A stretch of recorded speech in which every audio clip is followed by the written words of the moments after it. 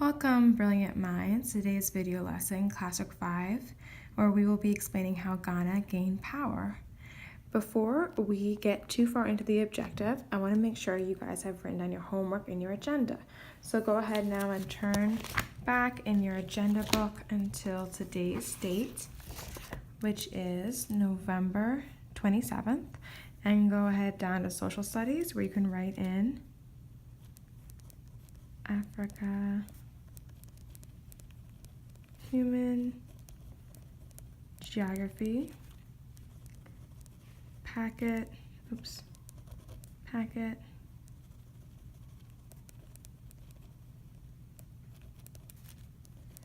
due Friday. Okay, and you go ahead and draw a line, so you know that's going to be due all the way on Friday. You write Africa, Human Geography, packet, due. Okay, and you can also write there we're going to have a quiz. Okay. And then before we move on, I want to give some shout outs for today. I have 3 shout outs today for students who are really working hard and shown great improvement over the last week. And those shout outs go to Elizabeth M, to David G, and to Angel R. These are students who are working every day in history class to improve not only their grade, but also to become better leaders in class. So congratulations, guys, on your shout outs. Now that we've recorded our homework, we can come back to Classwork 5 and make sure we know the important parts of this objective. So we're going to make sure we're talking about how Ghana gained power, right? So how they're increasing their power. And we're going to do this by writing a paragraph with at least 3 vocabulary words. We're going to start, as always, with reviewing what our reading strategies are. And we're going to put thieves on the top left, as usual. And today we're going to focus on the visuals that we see in our reading, okay? So if we take a look at the reading today is going to be on page 426. And you can open your text to page 426 now. And for this reading on page 426, we see a heading that says, how did Ghana begin? And we see a large, almost half the page is the visual of this map. So I want to do a circle map to kind of brainstorm what are some of the things I see in this visual that can help me to figure out what are some things I might see in the text after the visual. So when I come back to my notes, I'm going to put that heading, how did Ghana begin, in the middle of my circle map. And then I'm going to look at my visuals, right? My visuals to help me think about what else I see. So if I look at my visuals in this map, I see that it says the title of the map is Trade Routes of North Africa. And if I look at the key, it shows me the trade routes are in red, and that these are the areas of different kingdoms. And if we're talking about Ghana, we can see that it started around 1050, and it's represented in pink. So I'm going to have to add this fact already to my circle map. That how did Ghana begin? Well, I know it began in 1050, and this is CE. Okay, well, let's take a look at the map and see what else we can add to it.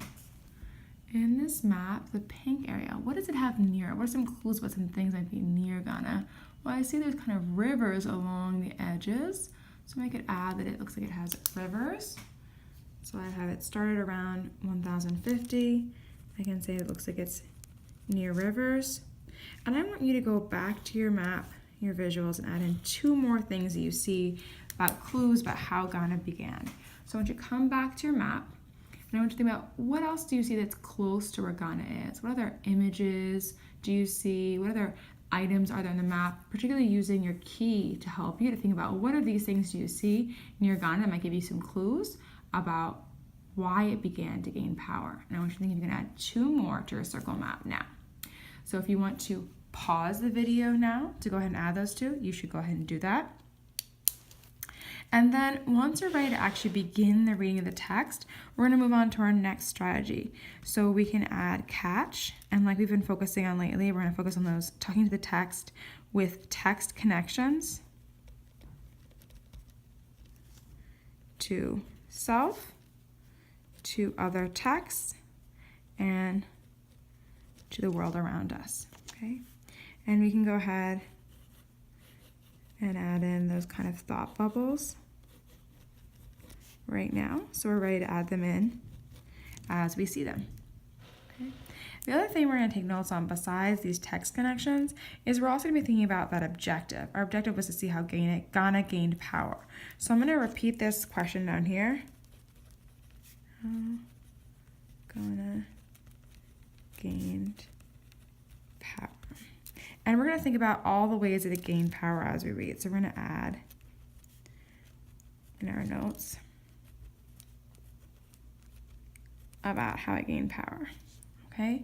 So we've got space to take notes as we read using our text connections, and we've got space to take notes annotating based on how Ghana gained power. I'm going to read with you guys for the first part of the reading, and then you're going to complete it on your own. Let's begin together on page 426. So, during the 8700s, Berber and Arab traders brought Islam to West Africa. They established ties with West African merchants, many of whom became Muslims. Well, this to me seems a connection to other texts we've read about Arabia and about Islam and Muslims. So I'm going to go ahead and add to my text connections to text and say it looks like there was Arabia traded with Africa. So that connects the kind of desert trading I saw in Arabia with the desert trading I saw in Africa. Okay, let's keep reading. The Saharan trade brought prosperity or wealth to West Africa. As a result of trade, the population grew and powerful city-states emerged in the region. Eventually, rulers of these city-states began to build empires. From the 8500s to the 1300s, these African empires were bigger than most European kingdoms in wealth and in size. So it sounds like they're gaining power and they're gaining money. And it's all because of this trade. So I think I can add to my notes here about how Ghana gained power. I'm going to predict they gained power through trade. Because they're in Africa and we see that Africa is trading with Arabia, and that's helping them to gain money and power. Let's keep reading. Ghana was the first great trading empire in West Africa. It rose to power during the 8400s. The Kingdom of Ghana was located in Sudan. So you can see here, that Kingdom of Ghana right here in West Africa. This area was mostly grassland, stretching from the north central Africa. Fertile soil and iron tools helped farmers of Ghana produce enough food. Well, it's really important to be able to grow your own food because that means that you can be independent and it means you have enough to eat. So I'm going to add this to my notes about how they gained power. They had resources like fertile soil to grow food. This is a different kind of wealth, but it's really important to have that kind of resource. There we go. Ghana was located between the Sahara salt mines and gold mines near the West African coastal rainforests. Ooh, this word gold jumps out at me because I know that even today, people who have gold can be really wealthy. So I'm going to add this here as a way of showing that's probably one of the ways they gain power because it's another way they can gain money.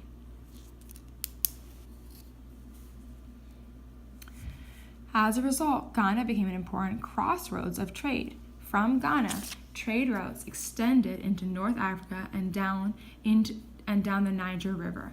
They also linked the kingdoms in the Central African rainforest. Some routes reached all the way into Africa's eastern coast. So there's a lot of connections here, and we can see this on the map too, that they're going all over West Africa, but also across Sahara and almost into Eastern Africa as well. So I'm going to think about what kind of connections I can make to the world with this knowledge. Let's come back to our notes and think about what are some places that we trade with that are far away. Well, we trade with, United States trades with, see if you can think of at least one and maybe two places that we trade with that might be far away. Now that you've finished your world connection, your text connection, you want to be on the lookout for a self connection. So as you go ahead and read the last two paragraphs here, I want you to think about something that you would want to trade. Is there something here that you also would want to trade for? Is there something that's not mentioned in this paragraph that you would be willing to go out of your way to find, to trade? And I want you to make sure you write it down in your self connection. As you read these last two paragraphs, you're also going to take notes on at least 3 more ways that Ghana gained power. If you want to add more ways, you can, but you want to have at least 3 more ways to gain power as you finish your reading on these last 2 paragraphs. Okay? Reading all the way until the end. Now is a good time to pause the video, to finish reading, to finish taking your notes before you begin your proving behavior. When you are ready, you can go ahead and turn to your proving behavior. And your proving behavior is to make sure you can explain how Ghana gained power. So you want to be able to answer the question, how did Ghana gain power? And just like our objective said, you want to make sure you can do that with at least 3 key vocabulary words. So you want to make sure you're using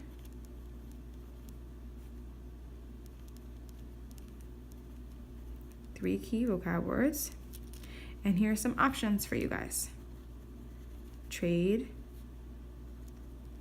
salt, gold, iron, and taxes.